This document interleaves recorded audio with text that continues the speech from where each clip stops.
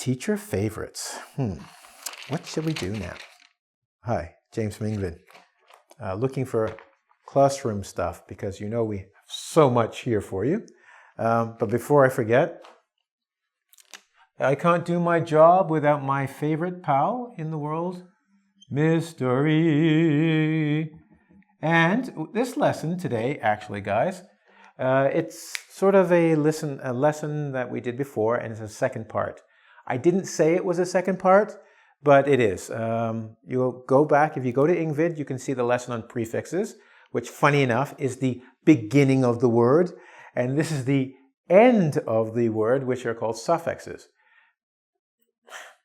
Let's start from the beginning. What are suffixes? Let's go to the board. A suffix. Suff means, this part of the word here actually means under. It means under or lower. Why? When we did prefixes, prefixes meant before, which meant you put 2, 3, or 5 letters in front of a word. And that actually changed the meaning of the word. If you remember, if we did do and redo, they're not the same meaning. Do one time, redo means start again. When we do suffixes, a suffix goes on the end of the word. And I'm going to try and explain it to you by going here first. Grammar suffixes. You've seen these before. S, ed, and ing. When we have s, you know if you see a pronoun ending in s, like, a verb, I should say. She is, goes, he goes. You know by seeing the s on the end of that verb that verb is taking on a third person singular. In other words, it's talking about a person we don't know, right? And if it's a singular person. So that's the grammar suffix, one letter added on. And when you see ed on the end of the word, you know that that means this verb is in the past. I watch TV all the time. I watched television last night. I stopped my car in front of the house. This is something that happened in the past, not now. And when we have the third grammar ending you're familiar with, ing, they're used for gerunds. And you know, the gerund has 3 uses. It's either a present participle, working, talking, singing, an adjective, a climbing tree or a swimming pool, or just a noun, cooking. Yeah, I know. All end in ing, but they have 3 different functions. Well, these are examples of suffixes. Letters at the end of the word that change the class or the verb function, you might say, or the grammar function, but it doesn't actually change the meaning of the word. Swim, swimming, similar. Yeah? Now, how do I explain this? Well, when we do this, we do the same thing here, which is grammar specifically, but now we can change word class. And what I mean is going from, this is just changing a verb. We're actually going to change the class from maybe a noun to an adjective or an adverb. Okay? With me so far? It's easy. We're going to add a few letters at the end of a word and it will change what type of word is it. Is it a noun? Is it a verb? Is it an adverb? Is it an adjective? That's it. And by doing these, adding some of these, that's how we do it in English. Excuse me. So let's take a look. These are the top 3 that you'll find in English. On the last video, at the end of the video, I told you we don't use these for 95%, so I'll fix this now. These are the most common, and what I mean by common is most useful for you. There are many other suffixes, but these are most useful for you to kind of figure out or understand words that you'll see, because this will tell you what's basically the meaning. So I'm going to help you with what the meaning is and how it changes it. So you can look at words and kind of go, okay, this must be a noun because I see this ending, or this must be an adjective. Sound cool? Let's go to the board. Mr. E, help me with the class. It's a joke. So you're the class now and word class. Anyway, the first one we're going to look at is ment, M-E-N-T, government, improvement, right? When we add M-E-N-T to the end of a word, it's used to make nouns. So what you will see is this added to a word becomes a noun, okay? And what does it mean? Well, it means an action or a process, okay? So when we talk about government, you think, okay, noun, it's the people, like the president, President Obama, President Reagan, Prime Minister Harper. Yeah, I like him. Anyway, sorry, it's a process. So we talk about government is helping the people. That's what they do when they govern. When we put ment in, we talk about the institution or the group of people that help the people. Cool? So governing, the verb, means to help the people. Government is the group of people or institution of people that help the people. That's one example, but let's look here, okay? So we know it's a process or an action, which is when it happens, because we're taking a verb and adding this ending to make it a noun, something we can touch, okay? I'm going to give you a word you've probably heard before, or hopefully you don't have many of them, but you know what they are. Argue. To argue something as a verb is to try to prove something is true, or when two people fight, but not physically, verbal meaning with your mouth, they fight with each other, like I don't agree, you agree, right? So you put forth, or we say, you give an argument. What you think is true is your argument. We also do it in essays on paper. They call it a thesis, but what is your argument? Your idea you think is true, that you want to compete or fight with other people's argument. It's a process, right? I say, you say, he say, you say. Okay? So it's the process of action of not agreeing with each other, or a verbal fight. So then you say to me, what is an argument? Well, an argument is, as I said, it could be just that, an idea that you say, I think this is true. This is my argument, my thought. So you're not actually doing it, that's the argument. Or you could have that verbal fight. You say they're having an argument because it's a process, it's ongoing, they're doing it, and you can see them fighting like, I don't agree, blah, blah, blah, blah, blah, blah, you should wear blue socks, right? That's a verbal fight. And you say, but it's an argument, it's one form of communication, and it's a particular form at that time, okay? So here's a process, argue. An argument is when one group of people are fighting, or an idea you want to prove is true, all right? What else can we say? I'll give you another one. Encourage. Encourage. It comes from the French. En, to put in, and courage for the heart, right? So you encourage somebody, you motivate them. And to motivate them means to say or do things to make them feel that they can do it. As Obama would say, yes, we can. Okay, you can too, with EngVid. Okay, so you encourage somebody, right? You say, yeah, you can do it, come on, yay, right? Encourage. Now, that's the verb.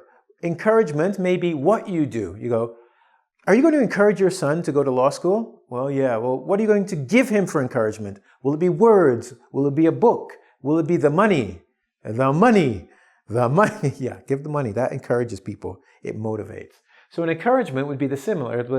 It would be, encouragement could be the words you give to someone to make them want to do it, or something you give them, like a book or a pen, right? And to encourage is the verb. So that's another example of how meant is used to show, right, a process or action. That was number one. Let's go down. Mr. E, are you ready? For ants. Sometimes ants has an E. I put a little E there because it might be this. It might look like this, okay? Now, this is because there is a Latin, it comes from the Latin language, and there isn't really a rule I can give you to tell you why ants are ants, and I'm very sorry about that. I did look. I'm only human. But you should be aware it could be spelled either this way or that way, okay? Once again, similar to meant, it's used to make nouns. And the meaning is also similar, very similar, because especially when we do nouns, a lot of nouns just describe action, huh? Well, when we say something like a lawyer, the law, to be practicing law, a lawyer is the person that practices the law. See, that's another suffix. ER usually means person or thing that does something. So it's not a surprise that we add these suffixes on, and they come from actions or processes, depending where you live. All right? So in this case, we're going to look at this one. This one is used to make action or process, but it also talks about a state or quality. I picked this very weird word for a reason, because it expresses a state or quality. I didn't want to talk about action or process. I wanted to show you this. Because for some of you, you're going to say, teacher, what is a state or a quality? A state is, think of love. When you love someone, it's not an action you do, but it's where you exist. Now we're getting very deep. It's gone from English to philosophed. That's it, the new one, philosophed. All right, anyway. So When I needed a word to show you this. Now, for some of you, if you're religious, or if not religious, you love your sports stars, right? Like Mike Tyson, Muhammad Ali, you hold them in you revere them. Or even political leaders or generals, right? You hold them in great esteem or revere, meaning respect. You hold them and think you give them great respect. You can say you revere something, or even an idea, freedom. God, I'm going crazy. All right. But when we have reverence for something, all right, it's the quality of having this belief or this great respect for something. So revere is to have great respect. Reverence is to be in the state of having it for something or someone. You know, show reverence for the flag.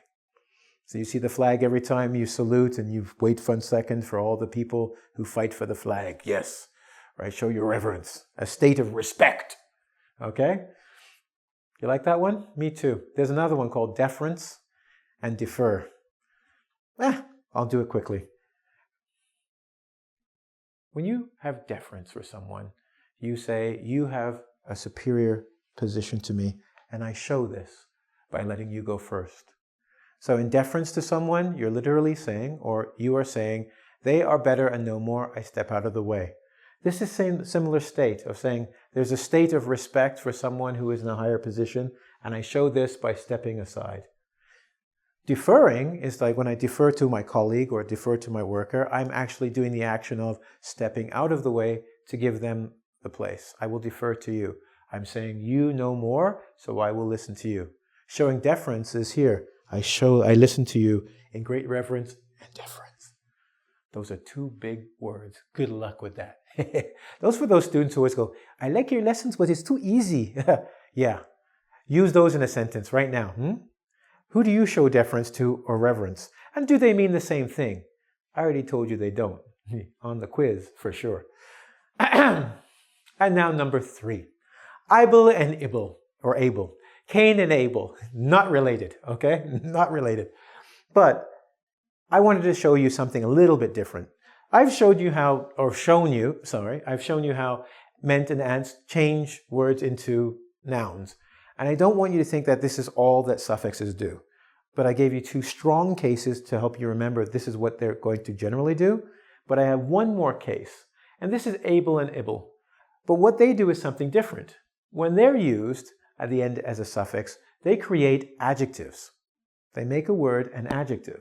And in this specific case, what I want to talk about is how they change a word into making something worthy, which means it is good, well, similar to good for, but if you're worth something, it has value. When something is worthy, it has value enough for something. If somebody is worthy of you or worthy for you, basically what we're saying is they have enough value that you can maintain a relationship for them. If you say this is not worthy of me, it does not have enough value that we should be together. Okay? Or good for, like good for you. So, if I may, and if you can give me a second, I want to do this last one before we move, all right? Let's talk about the word love. Love is, well, it's deep. Deep, deep, deep. Like my voice, very, very wide. It's deep. It's deep, romantic, or sexual feeling. Sexual feeling. When I get this, yeah, you get that. You understand. Okay, so when you say somebody is lovable, what you're really saying is they are worthy of love. They are not lovable. They do not deserve or they should not be loved.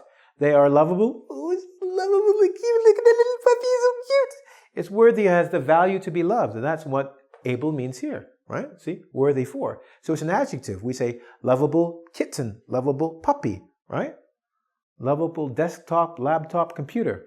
No, you don't say that, son, but that's okay. That's the next word I'm going to teach you, enjoyable. Okay? So we can also say this, to use the good for, is enjoyable. To enjoy is to get pleasure. Pleasure meaning happiness from something. If you enjoy it, it gives you happiness or pleasure, right? Okay. So when we say something's enjoyable, it means it's good for fun. That's an enjoyable book. It's not that it's got value, it's valuable, it's worthy of you because it is like you and fantastic. No, it means it's good for fun. It's an enjoyable book. It's good for fun. It's good for happiness or for pleasure, all right? No, so when you have it here, I know I don't have that, but I gave you one visually. I'm giving you one auditory speech. Why? Because there are different forms of learning. Visual is one. I write for you. I speak. You need to, when you practice your English, not just always have it written down for you. You have to learn to capture the information through listening. I've got at least 2 videos on listening skills, and you have to practice them on this lesson. As I said, some of you complain that it's too easy. Well, now it's a bit hard. They're here. The information's here. If you're not listening, you're not catching. If you're not looking, you're not catching. And I'm giving you some serious vocabulary. I mean, serious! Sorry. And some serious humor. Anyway, right? Boom. So, I gave you 3 of the most useful. Listen carefully, because there's those of you guys out there who go, oh, but what about ness and what about line? What about... I know. I've got some other videos I already checked that have some of those endings. These are the 3 most useful because they will appear a lot, and they're going to let you know that adjective or noun, action and process. Boom! I helped you out, okay? So we've got that. I gave you enjoyable with lovable.